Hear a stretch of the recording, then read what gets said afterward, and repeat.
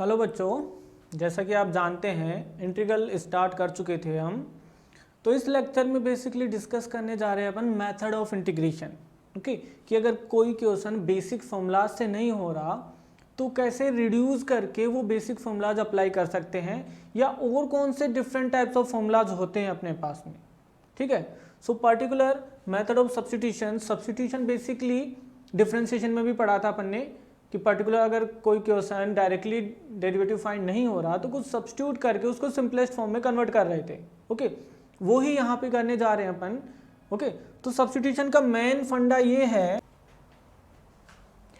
Hello बच्चों, जो 11th से 12th मूविंग स्टूडेंट्स हैं और जो इस साल IIT JEE एडवांस क्रैक करना चाहते हैं बच्चों, उनके लिए बहुत ही बेहतरीन बैच स्टार्ट होने वाला है अनअकैडमी पे, इवॉल्व बैच, जो कि 7 अप्रैल से स्टार्ट हो रहा है। यानी कि JEE 2022 में जिनको अपना एग्ज़ाम देना है उनके लिए बैच है। ठीक है बच्चों, और इस बैच में पढ़ाने वाली जो टीम है वो कोटा की टॉप फैकल्टीज़ की टीम है। ठीक है ना, सभी टीचर्स कोटा की टॉप फैकल्टी हैं और इस साल यानी कि इस करंट ईयर में इस टीम ने बेस्ट रिजल्ट दिए हैं और ये अनअकैडमी की नंबर 1 टीम है बच्चों। तो मैं आपको यही कहूँगा कि ये बैच आपके लिए बहुत ही बेनिफिशियल है और जब भी आप इसको सब्सक्राइब करोगे तो NKC सर लाइव करके कोड डालना मत भूलिएगा, उससे आपको 10% का डिस्काउंट मिलेगा। ठीक है बच्चों, जल्दी से जल्दी इस बैच को ज्वाइन कर लीजिए, ये आपके लिए बहुत ही बेनिफिशियल प्रूव होगा। ओके, कि जब भी कोई इंटीग्रल ऐसा हो कि उस इंटीग्रल में उस पर्टिकुलर एक फंक्शन का डेरिवेटिव पहले से प्रेजेंट हो। क्या बोल रहा हूं मैं, कोई ऐसा फंक्शन जिसमें उसका डेरिवेटिव ऑलरेडी प्रेजेंट हो, तो ऐसे फंक्शन को इंटीग्रल करने के लिए सबसे बेस्ट तरीका होता है अपने पास में सब्स्टिट्यूशन। ओके, तो ऐसे क्वेश्चन के लिए क्या करेंगे, सबसे पहले आपको देखना है कि जो भी गिवन इंटीग्रेंट है उसमें एक तो फंक्शन है और उसका डिफरेंशिएशन है या नहीं, उस फंक्शन का डेरिवेटिव प्रेजेंट है या नहीं। अगर फंक्शन का डेरिवेटिव वहां प्रेजेंट है तो बेस्ट सब्स्टिट्यूशन। कैसे यूज करेंगे वो देखिए। तो ऐसे केस में जो गिवन फंक्शन है, डेरिवेटिव नहीं, जो फंक्शन, उस फंक्शन को अज्यूम कर लेंगे कोई नया वेरिएबल TUV आपकी चॉइस है। ठीक है, फिर इसको डिफरेंशिएट करेंगे f' with respect to t। अब x को किया तो dx/dt और इक्वल टू t को विथ रेस्पेक्ट टू t 1। तो क्या इसको लिख सकते हैं f' dx equal to dt। कोई दिक्कत? ठीक है, अब इसका यूज करेंगे गिवन इंटीग्रल में। कैसे? देखिए, ये f' इस dx के साथ मिलके क्या बना, dt, और इसको क्या अज्यूम किया था, t। तो क्या ये t dt बन गया, और t dt को इजीली इंटीग्रेट कर सकते हैं t² + c। ठीक है, तो याद रखिएगा जब भी ऑब्जर्वेशन को मतलब फंक्शन को देखते हैं और आपको ये दिख रहा है कि उस फंक्शन का डेरिवेटिव भी प्रेजेंट है, तो बिना कुछ सोचे समझे डायरेक्ट सब्स्टिट्यूशन अप्लाई कर दीजिए। ओके, आपको आंसर मिल जाएगा। कैसे? कुछ सिंपल एग्जांपल लेते हैं। जैसे मैं बोलूं कि e⁻ax, ओके, इसका इंटीग्रेशन क्या होगा। अब बहुत सारे बच्चों का रिप्लाई आएगा, सर आपने पढ़ा था बेसिक फॉर्मूला e⁻x का इंटीग्रेशन e⁻x ही होता है, और आप लिख दोगे e⁻ax है तो ax। बट बच्चों ये आंसर गलत है। क्यों गलत है? क्योंकि पर्टिकुलर वो आंसर है e⁻x के लिए, नॉट फॉर e⁻ax। तो ऐसे के लिए, ऐसे क्वेश्चन में सबसे पहले उसको जनरल मीन जो स्टैंडर्ड फॉर्म है उसमें कन्वर्ट करेंगे, और वो कब होगी, जब ये ax पर्टिकुलर एक ही वेरिएबल हो। मीन्स मैं क्या बोलना चाह रहा हूं कि कई बार सब्स्टिट्यूशन ऐसे भी अप्लाई करेंगे स्टैंडर्ड फॉर्म में कन्वर्ट करने के लिए। एक केस तो है डेरिवेटिव प्रेजेंट हो, एक केस होता है जनरल फॉर्म में रिड्यूस करने के लिए। तो ax को मैं t यहाँ पे लिखूं तो a तो कांस्टेंट है, t के रेस्पेक्ट में dx/dt, तो उस dt को मैं इधर ही लिख दे रहा हूं। ओके, इसको ऐसे डेरिवेटिव क्या करो f' dx और dt। ठीक है, तो ये मिल गया। तो यहां से dx को क्या लिख सकता हूं मैं, dt/a, सब्स्टिट्यूट करिए e⁻ax, और ax क्या है, t, और dx क्या मिला, dt/a। ठीक है। अब 1 बाई ए तो कांस्टेंट है, ये तो बाहर मिल गया। अब e power T with respect to D T, अब जनरल फॉर्म है, स्टैंडर्ड फॉर्म है, अब अप्लाई कर सकते हैं। सो मिलेगा e power T plus C. अब t की वैल्यू वापस से सब्स्टिट्यूट कर दीजिए, तो मिला 1 by a e raise to power a x plus c. ये आपका आंसर होगा। Okay, not e raise to power a x, e raise to power a x divided by a will be your answer. बात समझ में आ रही है कैसे कैसे सब्स्टिट्यूशन अप्लाई करेंगे? एक तो इस केस में जब डेरिवेटिव प्रेजेंट हो, एक जनरल स्टैंडर्ड फॉर्म में कन्वर्ट करने के लिए। ठीक है, तो याद रखिएगा ऐसे केस में डिवाइडेड बाई ए बी आएगा। जैसे मैं बोलूं आपको integral of sine A x क्या होगा, तो साइन एक्स का डिफरेंस, साइन एक्स का इंटीग्रेशन माइनस कॉस एक्स, तो डायरेक्टली माइनस कॉस एक्स तो होगा नहीं, ए एक्स है। ठीक है, तो वही अगर सब्स्टिट्यूट करके आप देखोगे तो ये बनेगा माइनस कॉस ए एक्स, और जो मल्टीप्लाई में है वो टर्म डिवाइड में आ जाएगी। ठीक है, तो याद रखिएगा जब भी जनरल स्टैंडर्ड फॉर्म में x के साथ अगर कुछ कांस्टेंट होता है वो हमेशा डिवीजन में आ जाता है। x के साथ कोई भी कांस्टेंट है वो हमेशा डिवीजन में आ जाता है। जैसे मैं बोलूं आपको cos 2x, इसका इंटीग्रल क्या होगा, cos 2x का इंटीग्रल क्या होगा, तो आप सब्स्टिट्यूट करोगे 2x equal to T, 2 dx equal to D T. ठीक है, तो ये बनेगा cos t, और dx को क्या लिख सकते हैं, dt बाई 2, सो dt और बाई 2। अब cos t का इंटीग्रल sin t, और बाई 2 चल ही रहा है, प्लस c।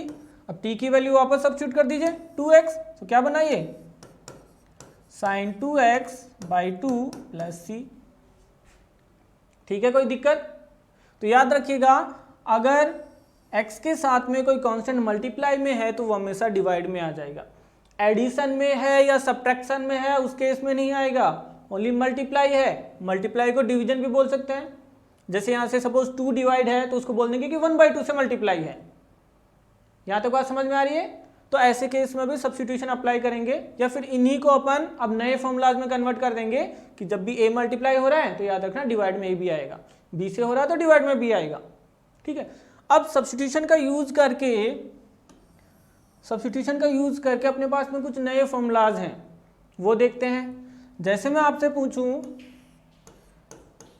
कि tan x का इंटीग्रेशन क्या होगा, what will be the integration of tan x with respect to x। अब आप बोलोगे साइन और कॉस का फॉर्मूला तो पता था सर, बट tan x का नहीं पता। नहीं पता तो कोई बात नहीं है, डिराइव करेंगे अभी। तो क्या tan x को मैं लिख सकता हूं sin x by cos x? ठीक है, sin x by cos x लिख सकते हैं। अब देखिए मैंने बताया था कि ऐसे में बेस्ट मेथड होता है या तो कुछ कैंसिल आउट हो रहा है न्यूमरेटर डिनोमिनेटर से, या डिनोमिनेटर को सब्स्टिट्यूट कर लीजिए, क्योंकि अगर cos x को t लेते हैं तो उसका डेरिवेटिव sin x प्रेजेंट है यहाँ पे। ठीक है, तो मैं क्या बोल रहा हूँ, cos x को सब्स्टिट्यूट करिए यहाँ से t और डिफ्रेंशिएट करिए दोनों तरफ with respect to t। So cos x का differentiation minus sin x dx equal to dt। Substitute करिए, क्या बनेगा, sin x with dx will be minus dt divided by cos x, and cos x को t लिया था। अब integration of 1 by t that will be log t, so that will be minus of ln t plus c natural log, okay, ln t। t की value क्या थी, cos x plus c। या तो आप ये याद रख सकते हैं minus log of mod of cos x, या फिर इस माइनस को फर्दर सिंप्लीफाई कर लीजिए। कैसे, अगर मैं आपको बोलूं what will B value of log of 1 by a, आप कैसे करोगे, लॉगरिथम की प्रॉपर्टीज अप्लाई करिए। क्या बोलेंगे इसको, log 1 माइनस log a, और log 1 की वैल्यू 0 होती है तो माइनस log a, तो माइनस log a को log 1 बाई a सब्स्टिट्यूट कर सकते हैं। ठीक है, वही प्रॉपर्टी यहाँ यूज करने जा रहा हूँ, तो इसको मैं लिख सकता हूँ log 1 बाई कॉस, और 1 बाई कॉस एक्स क्या होता है, sec x। इसको log ऑफ sec x भी लिख सकते हैं प्लस सी।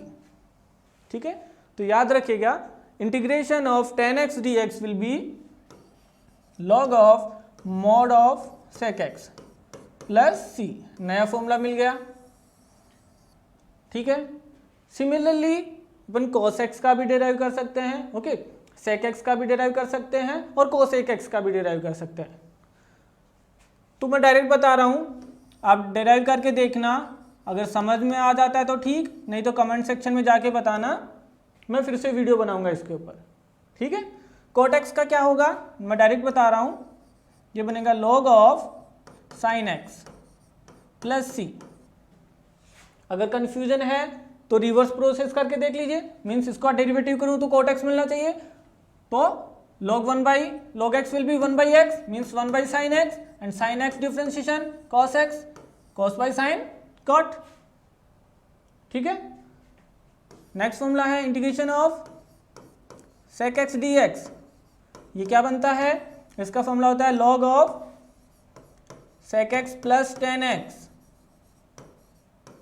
ठीक है, प्लस सी, या फिर इसको बोल सकते हैं tan of x by 2 plus pi by 4 also. ये बेसिकली ट्रिग्नोमेट्रिक अप्लाई की है, कन्वर्ट कर सकते हो आप। ये वाली फॉर्म आपके एनसीईआरटी में गिवन है, बट ये वाली फॉर्म नहीं गिवन है। कई बार क्वेश्चन में ये वाली फॉर्म भी यूज होगी, ध्यान रखना। तो याद रखना integration of sec x dx will be log of tan of x by 2 plus pi by 4 या log of sec x plus tan x। ये इसी को कन्वर्ट करके लिखा है, ट्रिग्नोमेट्री अप्लाई करिएगा आप, मिल जाएगा आपको। ओके, फिर भी ना मिले तो बताइएगा। ऐसे ही cos x what will be cos x dx, that will be log of cosec x minus cot x plus c, या फिर इसको भी लिख सकते हैं सेकेंड फॉर्म में tan x by 2, okay, tan x by 2 plus c. Same वही, इसको सिंप्लीफाई कर लीजिए, साइन कॉस में कन्वर्ट करके इजीली आपको मिल जाएगा। ठीक है, 1 बाई साइन और कॉस बाई साइन, उसको सिंप्लीफाई कर लीजिएगा, मिल जाएगा tan x बाई 2। ठीक है, तो इसमें भी दोनों फॉर्म इंपॉर्टेंट है। ये वाली फॉर्म एनसीईआरटी में गिवन है, बट ये नहीं है, याद रखिएगा। सो ये नए 4 फॉर्मूला मिले अपन को, integration of tan x, integration of cot x, integration of sec x and integration of cosec x। तो अपनी उस लिस्ट में ये 4 फॉर्मूलाज और ऐड कर लीजिएगा। ठीक है, और मेथड ऑफ सब्स्टिट्यूशन समझ में आया। 2 केसेज है अभी तक अपने पास में, या तो उसका डेरिवेटिव प्रेजेंट हो वहाँ पे, या फिर उसको जनरल फॉर्म में कन्वर्ट करने के लिए, स्टैंडर्ड फॉर्म में कन्वर्ट करने के लिए यूज में लेते हैं। ठीक है, अब चलते हैं कुछ प्रॉब्लम्स पे कि ये अप्लाई कैसे करते हैं। ओके, क्योंकि मैथ्स में प्रैक्टिस बहुत ज़रूरी है। कॉन्सेप्ट पता है, प्रैक्टिस नहीं की तो कहीं ना कहीं आप गलती कर बैठोगे। ओके, सो हमेशा प्रैक्टिस पे ज़्यादा फोकस किया करो, कॉन्सेप्ट उसी से क्लियर हो जाते हैं। ये देखिए इस क्वेश्चन को, आपको इंटीग्रेट करना है इस फंक्शन को। सोचिए, समझिए और आंसर बताइए। Integration of dx by x plus x log x क्या होगा। देखिए पहली बात, क्या इस फंक्शन को ऐसे लिख सकता हूं मैं, डिनोमिनेटर की बात कर रहा हूं मैं, x कॉमन ले लूं तो 1 प्लस लॉग एक्स। ठीक है, 1 अपॉन। अब जब भी डिनोमिनेटर में 2 फंक्शन आ रहे हैं प्रोडक्ट फॉर्म में, तो किसी एक को सब्स्टिट्यूट करके देख लिया करो कि वो बचा हुआ बन रहा है या नहीं बन रहा है। ओके, सो यहां पे अगर मैं 1 प्लस लॉग एक्स को t सब्स्टिट्यूट करता हूं, डिफ्रेंशिएट करो इसको, 1 तो हो गया 0 and log x will be 1 by X dx equal to dt। ठीक है, तो इसको लिखा अपन ने 1 by X of 1 plus log X, यही था dx। तो dx बाई एक्स ये तो क्या बन गया dt, और 1 प्लस लॉग एक्स को क्या पुट किया था t, तो क्या ये गिवन फंक्शन ऐसे में नहीं बन गया dt बाई टी। ठीक है ना, dt बाई टी और 1 बाई एक्स का इंटीग्रल log x। सो ये फाइनली मिल गया log of t plus c, और t की वैल्यू सब्स्टिट्यूट कर दीजिए। So ln of mod of 1 plus ln x plus c, ये आपका आंसर है। Log of mod of 1 plus log x, natural log. Natural log means base e होना चाहिए। तो बात में समझ में आई। फंक्शन वो वाला फाइंड करना है जिसका डेरिवेटिव पहले से हो और उसको टी सब्स्टिट्यूट कर दो। तो ये थोड़ा प्रैक्टिस करके देखिएगा, स्लोली स्लोली समझ में आने लगेगा कि किसको टी लेना है। ठीक है, आगे